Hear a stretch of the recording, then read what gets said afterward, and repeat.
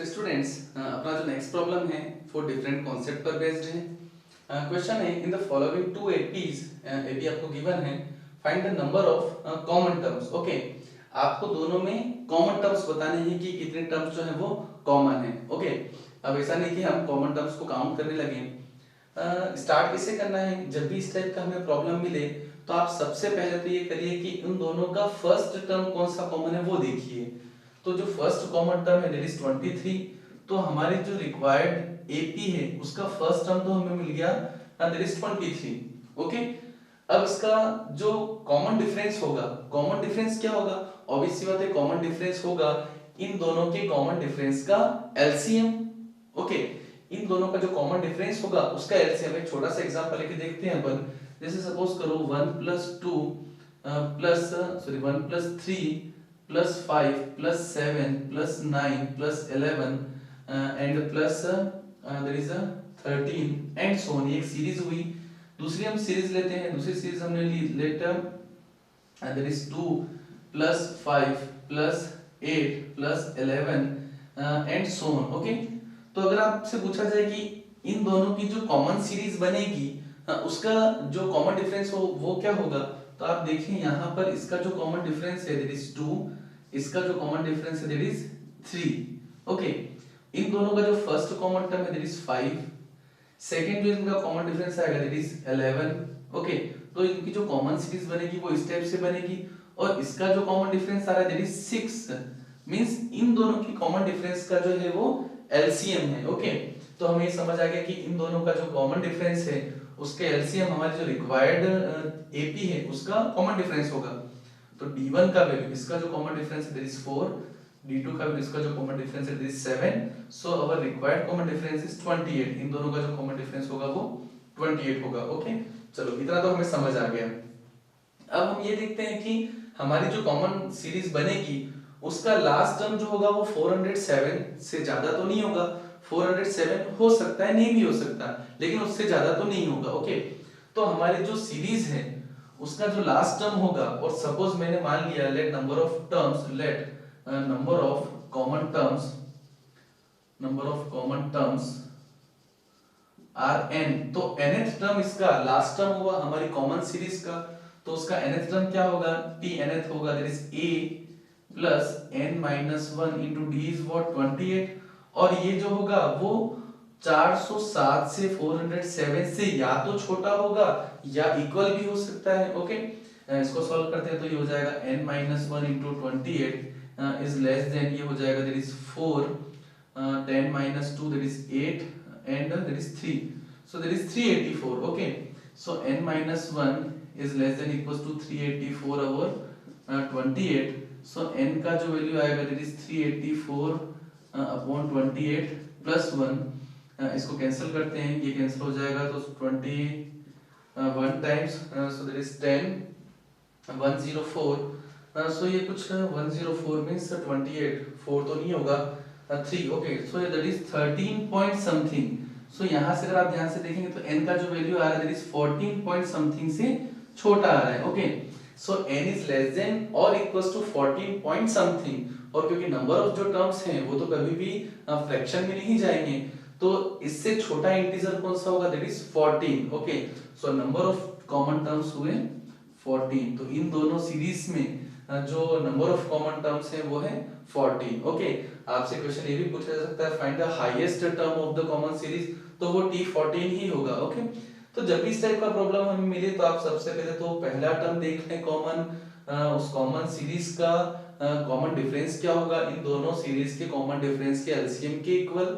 Okay, और जो सबसे दोनों सीरीज में जो लास्ट टर्म है वो छोटा किस में है, तो कॉमन सीरीज का जो लास्ट टर्म होगा वो छोटे से भी छोटा या इक्वल होगा। ओके, देखते हैं नेक्स्ट प्रॉब्लम। सो स्टूडेंट्स, अपना जो नेक्स्ट प्रॉब्लम है there is find the maximum sum of the AP 72 + 65 + 58 and so on. Okay, उसने वर्ड यूज किया है मैक्सिमम सम, तो मैक्सिमम सम का तो मतलब है कि कुछ जो टर्म्स हैं आगे जाकर नेगेटिव हो रही होंगी, तो उस सम को माइनस में कन्वर्ट करके और वो उस जो टोटल सम है उसका वैल्यू कम कर देंगी। ओके, तो कुल मिलाकर हमें यहाँ तक ये वैल्यू सम मैक्सिमम कब तक देगा, जब तक कि जितने भी टर्म्स है वो पॉजिटिव बन रहे होंगे। ओके, तो सबसे पहले हम ऐसा करते हैं, जब भी इस टाइप का प्रॉब्लम मिले तो आप ऐसा करिए कि पहले वो टर्म देखिए कि कौन सा टर्म इसका जीरो बन रहा है। ओके, सो tn का वैल्यू मैं जीरो करता हूं सबसे पहले। तो tn का वैल्यू जीरो, n क्या, यहाँ पर tn क्या लिखेंगे अपन, a plus n minus 1 into d, so here a is 72, n minus 1 into d is what, d is minus of 7 is equals to 0, so that is n minus 1 is equals to 72 upon 7, ये हो जाएगा that is 10 point something, और n का जो value हो जाएगा that is 11 point something। Okay, so 11 point something means यहाँ पर इस सीरीज में कोई भी ऐसा टर्म है जो नहीं है जो जीरो बन रहा है। मींस हमें ये तो समझ आ रहा है कि अगर जीरो नहीं बन रहा है और जीरो जो आ रहा है वो 11 point something में आ रहा है, मींस अपना जो 12th टर्म है वो नेगेटिव टर्म है। Okay, so first negative term is what, first negative term is equals to 12th term. Okay, check भी कर लेते हैं, अगर आपको थोड़ा सा ऐसा डाउट लगे तो आप फटाफट उसको चेक कर लो। t12 का वैल्यू आएगा a plus 11 into d is what, minus of 7 and that is minus 5, so that is negative। okay, 72 minus 77 that is minus 5। तो बार बार जो टर्म है वो नेगेटिव आया है, मतलब हमें मैक्सिमम सम कहाँ तक मिलेगा, 11 टर्म तक मिलेगा। सो हमें फाइंड करना है S11 का। पहले मैं Sn का फॉर्मूला लिख देता हूँ, that is n by 2 into 2a plus n minus 1 into t। ये जो सम का फॉर्मूला है ये AP के लिए है, होप आपको बेसिक फॉर्मूले पता होंगे। हमें S11 तक निकालना है, सो 11 upon 2 there is 2a is what, 144 plus 11 minus 1 that is 10 into d is what, minus 7। okay, so 11 upon 2 that is 144 minus of 70, so 11 upon 2 into that is a 74, ये cancel हो जाएगा 37 टाइम्स, और ये हो जाएगा 77 and 11 33, so that is 40। so the maximum sum of the series is 407। इससे ज्यादा सम नहीं आ सकता, फिर सम जो है वो धीरे धीरे कम होने लगेगा क्योंकि जो टर्म्स है वो नेगेटिव होने लगी। ओके, सो चलते हैं नेक्स्ट प्रॉब्लम पर। सो स्टूडेंट्स, अपना जो नेक्स्ट प्रॉब्लम है वो काफी अच्छा प्रॉब्लम है, कंसेप्चुअल प्रॉब्लम है। ओके, क्वेश्चन है, if sum of certain consecutive odd integers is 57 square minus 13 square, find those integers. Okay, question में कोई ज्यादा इंफॉर्मेशन नहीं है, बस आपसे बोला है कि कुछ ऑड इंटीजर्स को ऐड किया है और उनका सम दिया है। ओके, ऑड इंटीजर्स कहां से स्टार्ट हो रहे हैं ये भी नहीं पता, कितने ऑड इंटीजर्स हैं ये भी नहीं पता। ओके, सो अगर कुछ नहीं पता हो तो फिर हमें अज्यूम करना होगा। So let first odd integer is 2m plus 1। हमने पहला odd integer अज्यूम किया है 2m plus 1।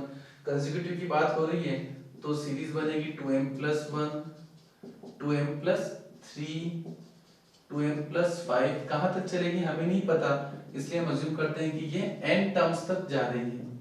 तो यहाँ पर हमने दो वेरिएबल अज्यूम किए हैं m और n। ओके, अब क्योंकि इनका सम तो गिवन है that is 57 square minus 13 square, तो हमें ये तो दिख रहा है कि ये तो एक AP है और AP का सम हम जानते हैं that is n by 2, so n by 2 2a, so 2 multiplied by a is 2m plus 1, 2a plus n minus 1 into d is what, 2, तो ये हो जाएगा n by 2, that is यहाँ से 2 gets cancel out।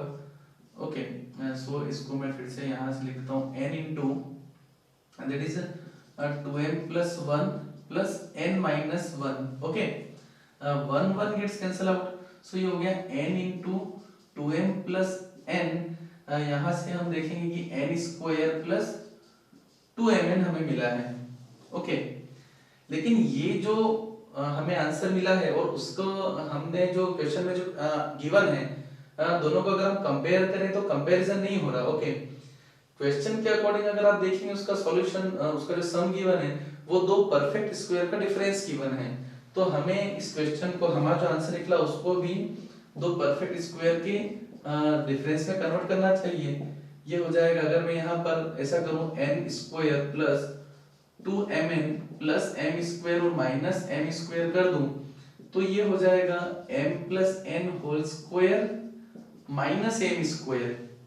देखिए a square plus 2ab plus b square, इसने तो a plus b whole square बना दिया और माइनस एम स्क्वायर। अब जो है हमारे आंसर का कुछ कुछ फॉर्मेट दिख रहा है। सो 57 स्क्वायर माइनस 13 स्क्वायर। अब मैं कंपेयर करूं सो m प्लस n का वैल्यू हमें मिल रहा है 57 और n का वैल्यू हमें मिल रहा है 13 यहाँ पर पुट करूंगा। सो n का वैल्यू आ जाएगा 57 minus 13 that is 4 and 44। Okay, so number of terms हो गए हमारे पास में 44 और हमारा जो पहला टर्म आएगा दैट इज 27। सो सीरीज बनेगी 27 29 अप टू 44 टर्म्स। सो ये ऑड इंटीजर्स हुए जिनका सम जो है वो 57 स्क्वायर माइनस 13 स्क्वायर होगा। ओके, काफी अच्छा प्रॉब्लम है। पता नहीं चलता कि क्वेश्चन को कहां से स्टार्ट करना है, लेकिन जब भी इस टाइप का प्रॉब्लम मिले, जब कुछ भी नहीं गिवन हो तो फिर हमें अज्यूम करके ही चीजें लेनी होती है। ओके, और लास्ट में हमें ध्यान रखना है कि हम कंपेयर तभी करें जब उस टाइप का फॉर्मेट बने। ओके, देखते हैं अपना नेक्स्ट प्रॉब्लम। सो स्टूडेंट्स, अपना जो नेक्स्ट प्रॉब्लम है that is a1, a2, a3 up to a4001 are in AP and 1 upon a1 into a2 plus 1 upon a2 into a3 up to 1 upon a4000 into a4001 is equals to 10। a2 plus a4000 is equals to 50 आपको given है और आपको value बताना है a1 minus a4001 और उसका भी mod है। ओके, प्रॉब्लम सिंपल है, अप्रोच कैसे करना है वो देखते हैं। जब भी इस टाइप का प्रॉब्लम मिले कि जो कंसेक्यूटिव टर्म्स हैं वो हमें रेसिप्रोकल करके और सम में दिया हो और वो एक एपी दिया हो, तो इसको करने का एक सिंपल सा अप्रोच ये है कि हमें ये तो पता है कि a2 minus a1 is equals to a3 minus a2 is equals to a4001 minus a400 होगा और वो लेट d के इक्वल है, कॉमन डिफरेंस के इक्वल होगा क्योंकि वो सभी AP में गिवन है। तो हमें जो गिवन है उसको हम इस फॉर्मेट में अगर लिखें कि a2 minus a1 upon a1 into a2 plus a3 minus a2 upon a2 into a3 up to a4001 minus a4000 upon a4000 into a4001 and that is equals to 10। Okay, मैंने क्या किया है, मैंने सभी टर्म्स, सभी जो factors हैं, सभी जो टर्म्स हैं, सॉरी यहाँ पर आएगा d, a2 माइनस a1 का वैल्यू d के इक्वल है, a3 माइनस a2 का वैल्यू भी d के इक्वल है, a4001 माइनस a4000 का वैल्यू भी d के इक्वल है। मतलब मैंने d से मल्टीप्लाई और डिवाइड किया, तो मैंने यहाँ पर डिवाइड कर दिया और d से यहाँ पर मल्टीप्लाई कर दिया। बस वो अलग बात है कि मैंने d को हर टर्म के लिए अलग अलग तरीके से लिखा है। ऐसा करने का क्या कारण है वो भी आपको दिखेगा। 1 अपॉन d अगर मैं इसको अलग अलग करूंगा तो ये बनेगा 1 upon a2 minus 1 upon a1 minus 1 upon a2 plus 1 upon a2 minus 1 upon a3 up to 1 upon a4000 minus 1 upon a4001 and that is equals to 10।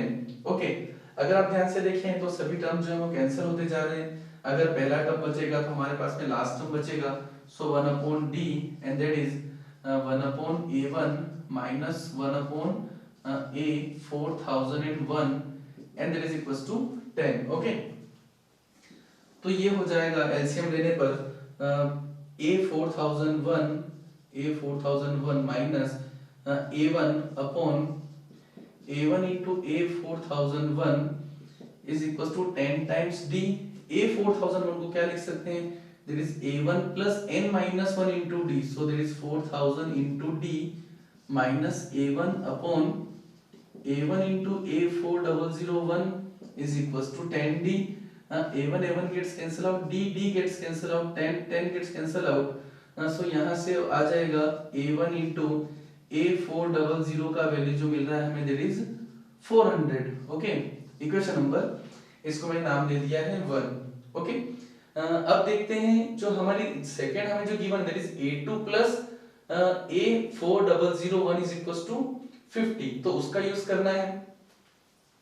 A2 plus A400 50 का हम कैसे यूज करें, अगर आप ध्यान से देखेंगे सो A2 को मैं क्या लिख सकता हूं, अगर हमें AP के सम की अगर कुछ प्रॉपर्टी पता हो तो आपको पता होना चाहिए कि अगर फर्स्ट टर्म और लास्ट टर्म का जो सम होता है वो सेकेंड टर्म और सेकेंड लास्ट टर्म के सम के इक्वल होता है। ऐसे चलता रहता है, लाइक A1 प्लस AN का जो वैल्यू होता है वो A2 प्लस AN माइनस 1 के इक्वल होता है, यही A3 प्लस AN माइनस 2 के इक्वल होता है।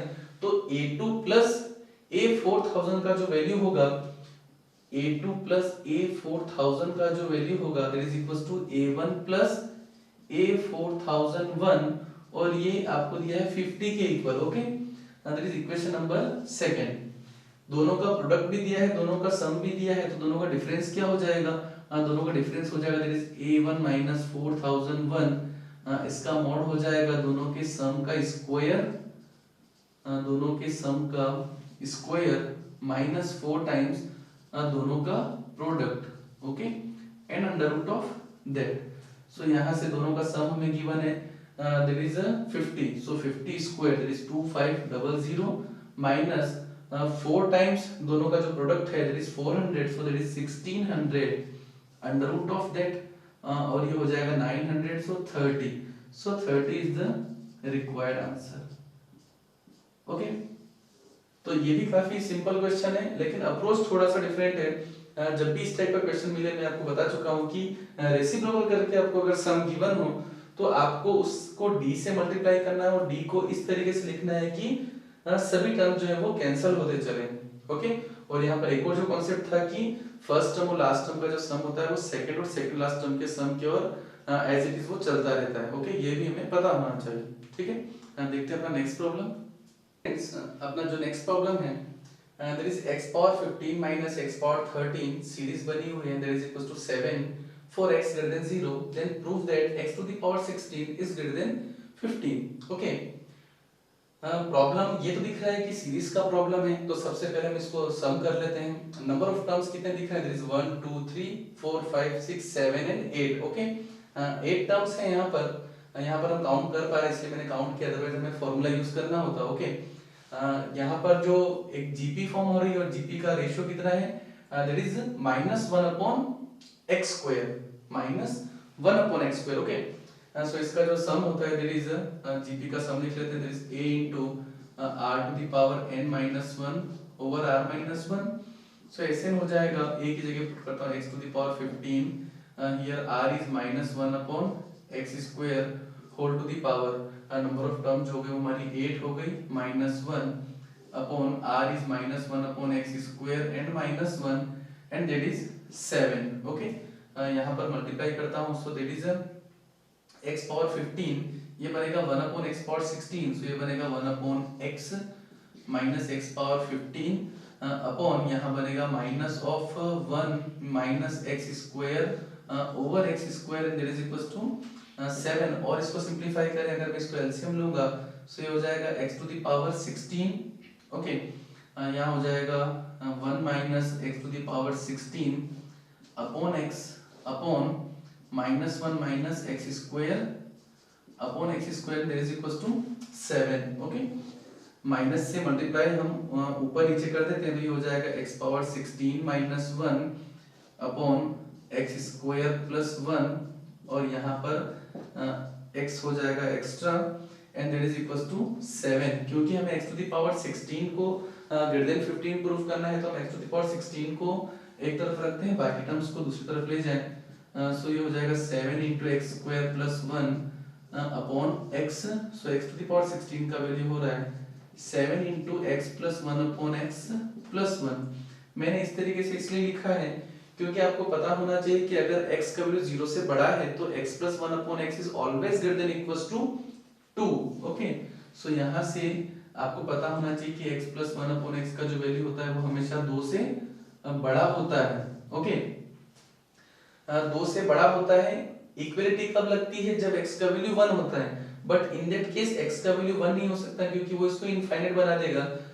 यहाँ पर अगर मैं 1 पुट करूंगा सो 1 - 1 1 - 1 1 - 1 ये 0 हो जाएगा, 0 इज नॉट इक्वल्स टू 7, तो यहाँ से x का वैल्यू 1 नहीं हो सकता। सो यहाँ से अगर x का वैल्यू 1 नहीं हो सकता तो x प्लस 1 अपॉन x का वैल्यू हमेशा ही 2 से बड़ा होगा if x is greater than 0 and not equals to 1। Okay, so x to the power 16 का जो वैल्यू है वो हमेशा ही बड़ा होगा 7 इंटू 2, ये वैल्यू हमेशा 2 से बड़ा हुआ plus 1, so x to the power 16 always greater than 15। Okay, question काफी सिंपल है, जीपी का एमपी का ज्यादा यूज नहीं हो रहा है, सम का बेसिक सा फॉर्मूला है, लेकिन यहाँ पर जाके x plus 1 upon x is greater then 2, यहाँ पर am gm का यूज हो रहा है, that am is greater than and equals to gm। Okay, so चलते हैं अपने नेक्स्ट प्रॉब्लम पर।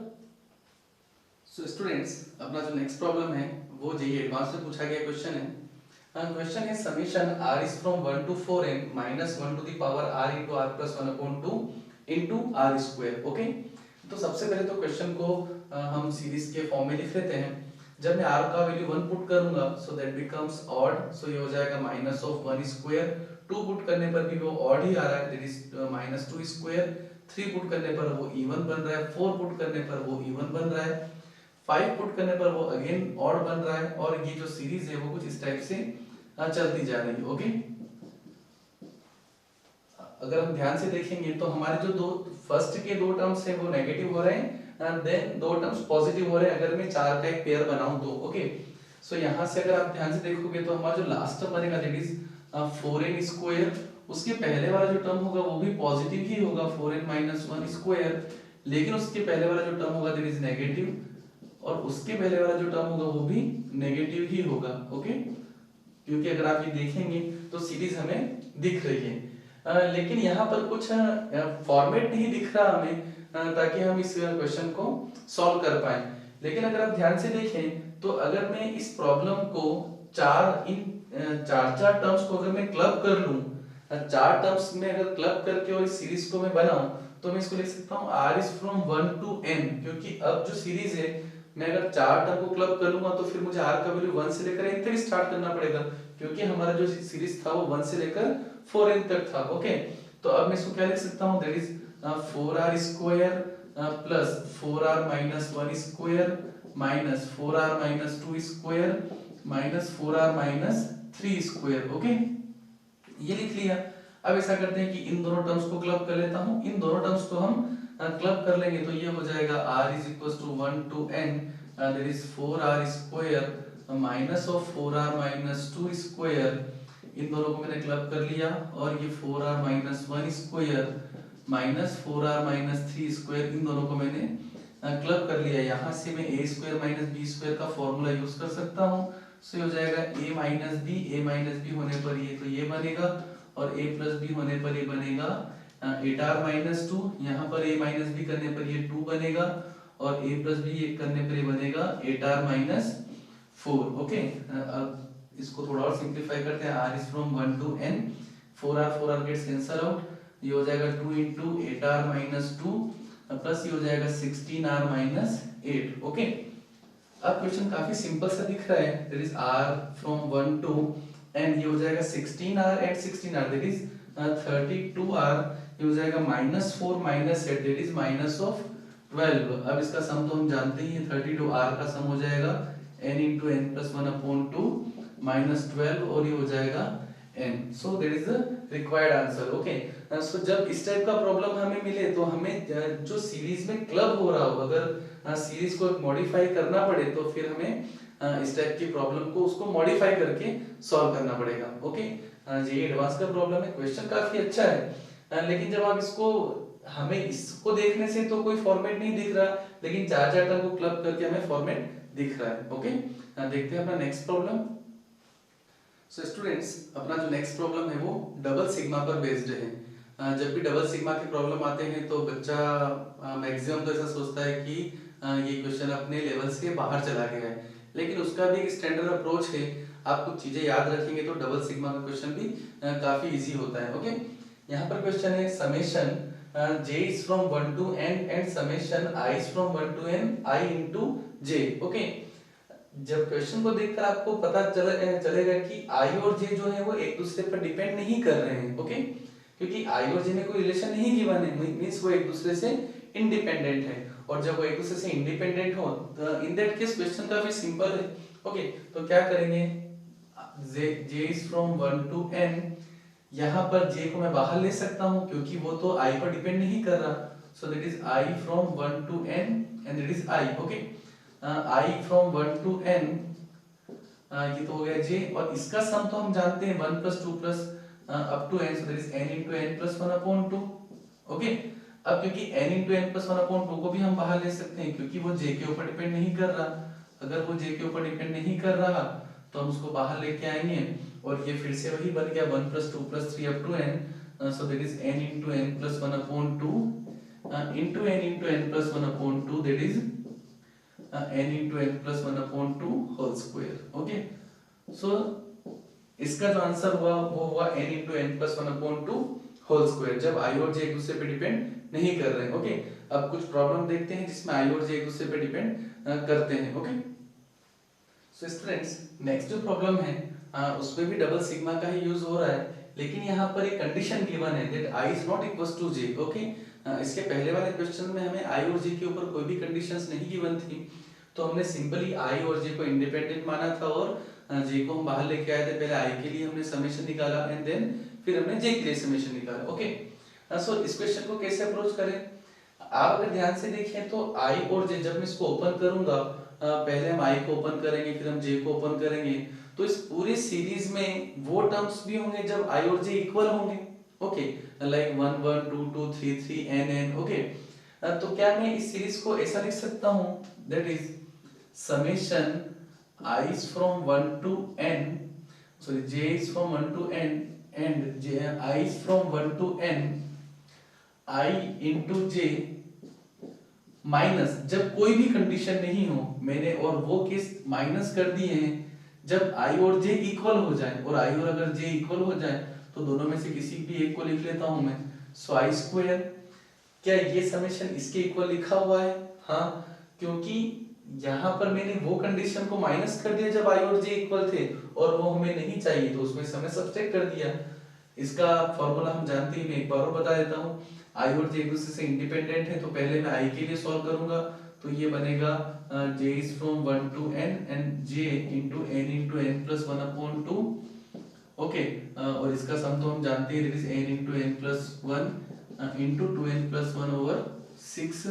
इसको फिर ये n into n plus 1 upon 2 बाहर आ जाएगा, उसका फिर से n into n plus 1 upon 2 बनेगा value, so square and minus n into n plus 1 into 2n plus 1 upon 6। Okay, तो जब i और j इक्वल ना हो तो अपना आंसर ये रहा।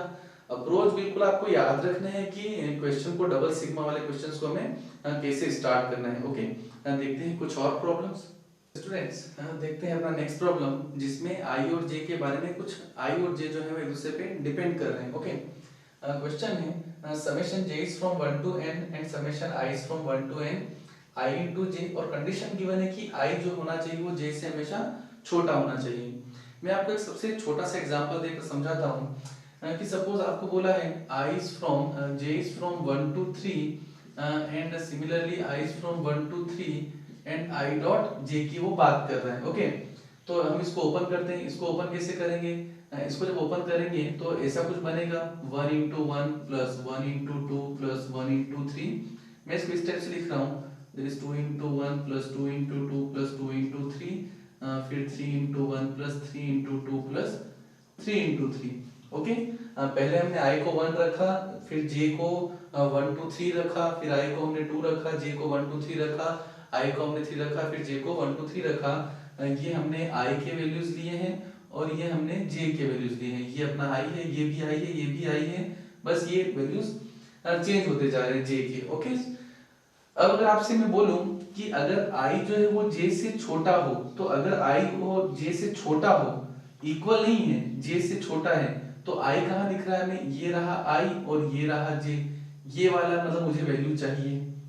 i j से छोटा है मतलब मुझे ये वैल्यू भी चाहिए, i j से छोटा है मतलब मुझे ये वैल्यू भी चाहिए, मींस मुझे ये वैल्यूज चाहिए जब i j से छोटा है। ओके, तो हमें पूरा सम नहीं चाहिए, हमें केवल ये तीन टर्म ही चाहिए थे, 1 into 2 1 into 3 and 2 into 3। Okay, तो हम क्या करेंगे, तो हम ऐसे तो काउंट नहीं कर सकते, इसलिए हम क्या करेंगे, पूरा सम निकाल लिया हमने। पूरे सम में से मैंने क्या करा, जब वो इक्वल थे उसको माइनस कर दिया, इक्वल थे उसको माइनस कर दिया, तो मुझे क्या क्या बचा, एक तो ये 3 टर्म बचे और एक ये 3 टर्म इधर वाले बचे। ओके, अगर आप ध्यान से देखोगे तो 3 टर्म और 3 टर्म ये दोनों तो इक्वल ही हैं, मतलब इनको हम 2 टाइम्स करके और अगर 2 से डिवाइड कर देंगे तो फिर हमारा काम बन जाएगा। ओके, तो इस छोटे से एग्जांपल से आपको समझ में आया होगा कि मैं इसको ऐसा लिख सकता हूं, इसको कि कोई भी कंडीशन ना हो, means i is equals to 1 to j is 1 to n and I is from 1 to n, इसको मैंने i into j लिखा विदाउट एनी कंडीशन, उसमें से मैंने माइनस किया i is equals to j and I is from 1 to n and there is I square। जब i और j equal थे तब मैंने उन दोनों को उन टर्म्स को माइनस कर दिया और फिर मैंने डिवाइड कर दिया 2 से। 2 से डिवाइड इसलिए किया है क्योंकि ये दोनों टर्म्स जो है वो इक्वल हैं। इक्वल किस केस में होंगे, जब i और j को इंटरचेंज करने पर उसमें कोई भी फर्क नहीं पड़ रहा, यहाँ i को j से और j को i से रिप्लेस करूंगा तो कोई भी फर्क हमें नहीं पड़ रहा। ओके, सो इस टाइप के प्रॉब्लम को कैसे करना है, आप एक छोटा सा एग्जांपल से काफी अच्छे तरीके से समझ रहे हैं कि विदाउट एनी कंडीशन हमने सम निकाल लिया, फिर जब इक्वल थे उसको हमने माइनस कर दिया, फिर हमने 2 से इसलिए डिवाइड करा क्योंकि ये दोनों इक्वल है और मुझे कंडीशन केवल वो वाली चाहिए। ओके, इसका सम तो आप जानते हैं, that is n into n plus 1 upon 2 whole square. Okay, और ये हो जाएगा n into n plus 1 upon 2 n into n plus 1 into 2n plus 1 upon 6 and then whole divided by 2। Okay, so double sigma का जब भी problem आए तो हमें क्वेश्चन को देखना है कि वो इंडिपेंडेंट है कि डिपेंडेंट है। अगर इंडिपेंडेंट है तो क्वेश्चन काफी सिंपल है और डिपेंडेंट है तो फिर हमें इस तरीके से अप्रोच करना है। ओके, चलते हैं अपने नेक्स्ट प्रॉब्लम पर। सो स्टूडेंट्स, अपना जो नेक्स्ट प्रॉब्लम है काफी अच्छा प्रॉब्लम है। देखते हैं that 9 upon 5 square into 2 into 1 plus 13 upon 5 cube into 3 into 2 plus 17 upon 5 power 4 into 4 into 3 up to infinite terms. Okay, कुछ भी स्टैंडर्ड नहीं दिख रहा कि ये एजीपी है। जब भी इस टाइप का प्रॉब्लम आए तो आप सबसे पहले उसका जनरल टर्म लिखें। 9 13 17 ये एक एपी बना रहे हैं तो हम इसका जब जनरल टर्म लिखेंगे आर की टर्म में तो वो क्या हो जाएगा, that is a plus r minus 1 into D. So a plus r minus 1 into D is what 4 upon ये हो जाएगा 5 टू द पावर 2 3। सो यहाँ पर आ जाएगा r प्लस 1, ये 2 से स्टार्ट हो रहा है तो यहाँ पर आ जाएगा r प्लस 1 और ये 1 से स्टार्ट हो रहा है तो ये r हो जाएगा। ओके, सो dr का वैल्यू हो जाएगा 4r plus 5 upon 5 power r plus 1 into r। Okay, अब कोशिश करिए कि इस तरीके से स्प्लिट हो, इस तरीके से उनका पार्शियल फ्रैक्शन हो कि जब मैं ऐड करता चलूं तो वैल्यूज जो है वो टर्म्स जो है वो कैंसिल होते चले। ओके, तो नीचे r प्लस 1 है, अगर ऊपर r प्लस 1 हो जाएगा तो काम हो जाएगा। ओके, सो ऊपर r प्लस 1 कैसे बनाएं, सो that is r plus 1 into मैं कर देता हूं 5 तो ये हो जाएगा 5r और यहाँ पर r को माइनस कर देता हूं तो ये हो जाएगा 5r plus 1 into r plus 1 into r। Okay, बच्चा बहुत तरीके से इसको पार्शियल फ्रैक्शन कर सकता है पर हमें ध्यान रखना है कि बीच में माइनस होना चाहिए ताकि जब हम सीरीज को आगे बढ़ाएं तो चीजें जो है वो कैंसिल होती चले। ओके, अब मैं इन दोनों को स्प्लिट करता हूं, सो टी आर का वैल्यू हो जाएगा that is 1 upon 5 into R, sorry 5 power R हो जाएगा, यहाँ से 1 5 से 5 कैंसिल हो जाएगा, r प्लस 1 से r प्लस 1 कैंसिल हो जाएगा, r बचेगा और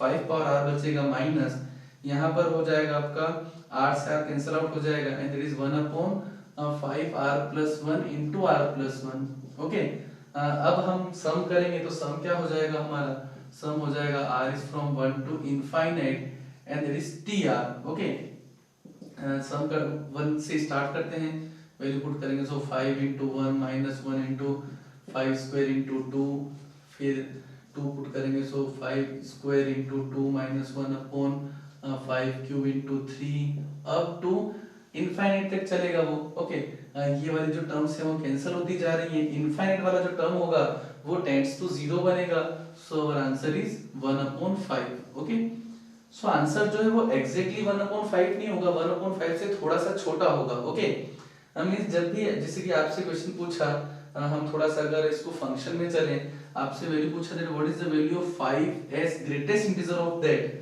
तो 5s का जो वैल्यू होगा वो 1 से छोटा होगा, इन दैट केस ग्रेटेस्ट इंटीजर का वैल्यू जो होगा वो 0 होगा। ओके, तो ये हमें ध्यान रखना है। बच्चा समझता है कि s का वैल्यू एग्जैक्ट 1/5 है, लेकिन वो एग्जैक्टली 1/5 नहीं, 1/5 से थोड़ा सा छोटा है, क्योंकि लास्ट जो टर्म होगा वो टेंड्स टू 0 होगा। ओके, ठीक है, तो चलते हैं अपने नेक्स्ट प्रॉब्लम पर। सो स्टूडेंट्स, देखते हैं अपना नेक्स्ट प्रॉब्लम।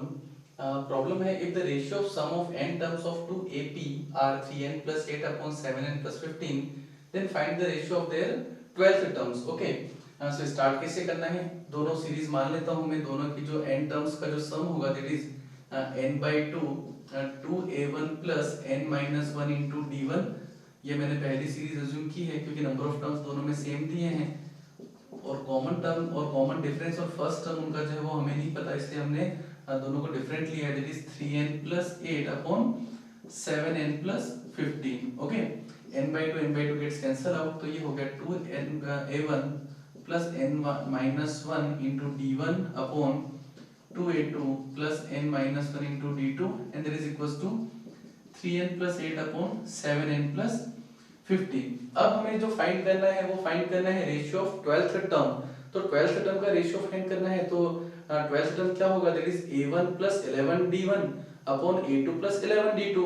सो इस टाइप का हम फॉर्मेट क्रिएट करते हैं। यहाँ पर a1 होना चाहिए, तो ऐसा करता हूँ कि मैं 2 कॉमा ले लेता हूँ, तो ये हो जाएगा n-1/2 into d1, और ये हो जाएगा a2 + n-1/2 into d2, and that is equals to 3n + 8 upon 7n + 15।